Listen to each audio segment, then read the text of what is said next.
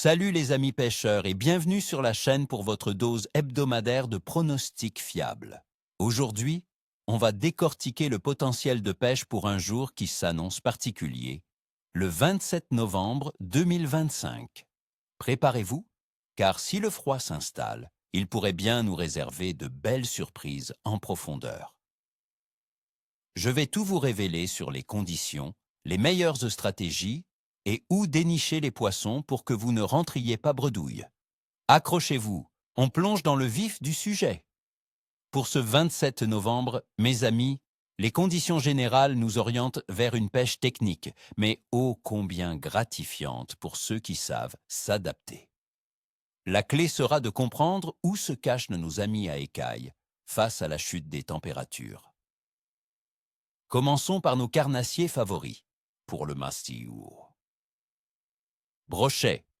Le grand maître des eaux, ce n'est plus le moment de le chercher en bordure. Il aura délaissé les zones peu profondes pour le confort et la stabilité thermique des profondeurs. Cherchez-le le long des cassures, près des structures immergées comme les souches, les roches ou les herbiers profonds, généralement entre 3 et 8 mètres de fond dans les grands lacs. La technique sera de ralentir le jeu. Optez pour des leurres souples de grande taille, animés très lentement près du fond, ou un jerkbait suspending laissé immobile pendant de longues secondes.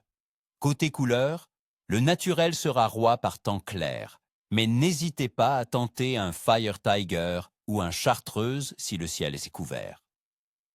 Nos amis, les perchets, ces combattantes rayées, seront probablement regroupées en bancs importants. Visez les zones plus profondes des lacs, autour de 4 à 8 mètres, ou les bras morts des rivières, où le courant est moins fort. La pêche à la verticale au jig ou au drop shot sera particulièrement efficace. Utilisez de petits leurres souples de 2 à 3 pouces ou des lames vibrantes. N'hésitez pas à les chercher aussi sur les plateaux rocheux profonds ou les tombants. La clé, c'est de trouver le banc et de pêcher avec précision. Un poisson qui devient particulièrement intéressant avec le froid, c'est la dlotte ou barbu. Elle est active surtout durant la saison froide et se reproduit de novembre à mars.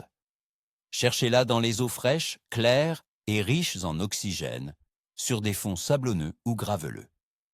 La lotte est un poisson de fond, donc une pêche à la plombée avec des appâts naturels comme des vers ou de petits poissons morts sera très efficace. Soyez patient et méthodique. Enfin, elle. Omble chevalier. Ce magnifique salmonidé des grandes profondeurs entame sa période de frai de mi-novembre à mi-janvier.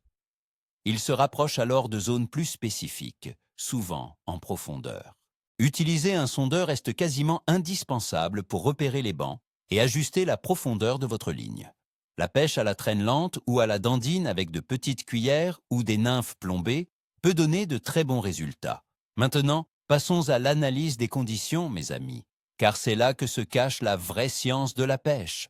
Côté B météo, Chier, le 27 novembre 2025 s'annonce très froid en Suisse.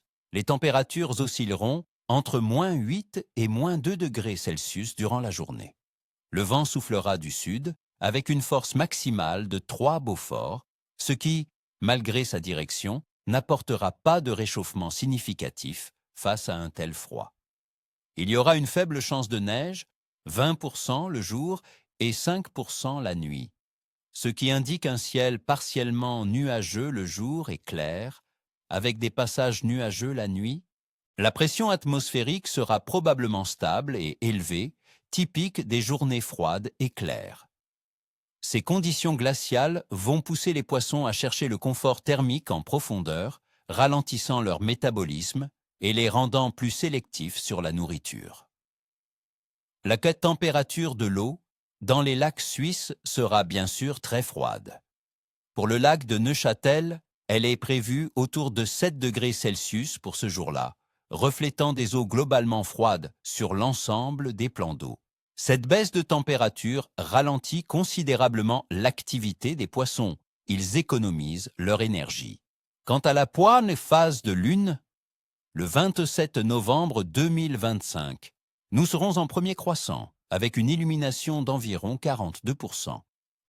Dans la sagesse populaire des pêcheurs, cette phase est souvent considérée comme ayant une influence modérée sur l'activité du poisson, ni excellente, ni mauvaise. Certains estiment que l'activité peut être bonne à l'aube ou au coucher de la lune. En résumé, l'activité générale du poisson sera ralentie par le froid. La plupart des espèces chercheront la stabilité thermique des profondeurs, se regroupant en bancs ou s'embusquant près des structures. Les carnassiers seront moins voraces, mais toujours opportunistes. Les espèces de fond comme la lotte et les salmonidés des profondeurs comme l'omble chevalier, en période de frai, pourraient offrir de belles prises aux pêcheurs persévérants. Alors, pour ce 27 novembre 2025, j'évalue le potentiel de pêche comme difficile, mais avec des opportunités pour les patients et les bien équipés. Le succès résidera dans la localisation des zones de confort thermique et une présentation lente et précise de vos appâts. Le froid sera piquant, mais la récompense peut être au rendez-vous pour les plus aguerris. Alors, ni queue ni tête, et que la chance soit avec vous. N'oubliez pas de laisser un pouce bleu si cette vidéo vous a plu, de vous abonner à la chaîne pour ne rater aucun de mes pronostics. Et surtout, dites-moi en commentaire quelles sont vos astuces pour pêcher par temps froid en fin d'automne? À quelle profondeur cherchez-vous les brochets en cette saison? Je suis impatient de vous lire.